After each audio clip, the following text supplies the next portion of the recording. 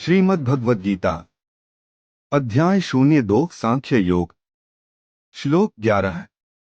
श्लोक अशोचानन व शोचस्त्वं प्रज्ञावादाश्च भाष्ये गतासूंश्च नानुशोचन्ति पंडिताः।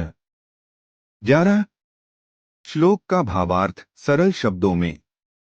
भगवान श्री कृष्ण अर्जुन से कहते हैं, तुम उन बातों पर शोक कर रहे हो जिन पर शोक करना उचित नहीं है।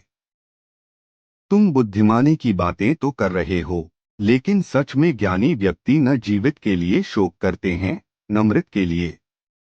श्लोक का गूढ़ अर्थ अर्जुन अपने सामने खड़े अपने ही सगे संबंधियों को देखकर दुख, मोह और भय से भर गया है।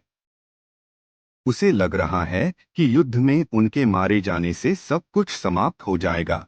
श्री कृष्ण उसे समझाते हैं कि एक आत्मा अमर है, शरीर नश्वर है, लेकिन आत्मा न कभी जन्म लेती है और न कभी मरती है।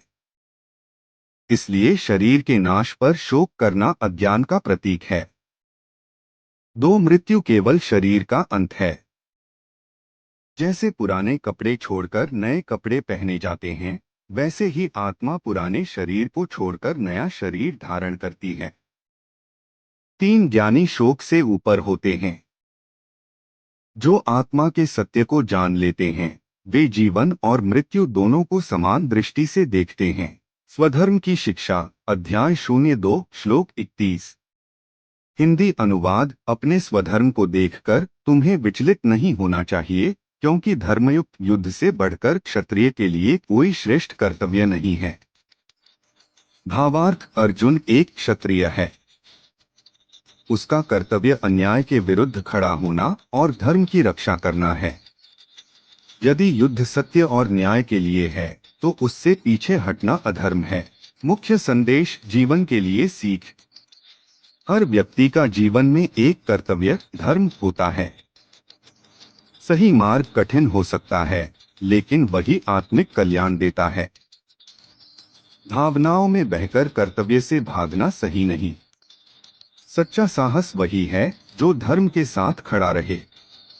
महाभारत का दिव्य दृश्य। इसके बाद श्वेत घोड़ों से युक्त उत्तम रथ पर विराजमान भगवान श्री कृष्ण और अर्जुन ने अलौकिक शंखनाद किया।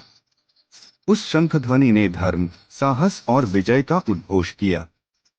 निष्कर्ष श्रीमद् भगवद गीता का यह श्लोक हमें सिखाता है कि जो आत्मा को जान लेता है, वह भय, शोक और भ्रम से मुक्त हो जाता है।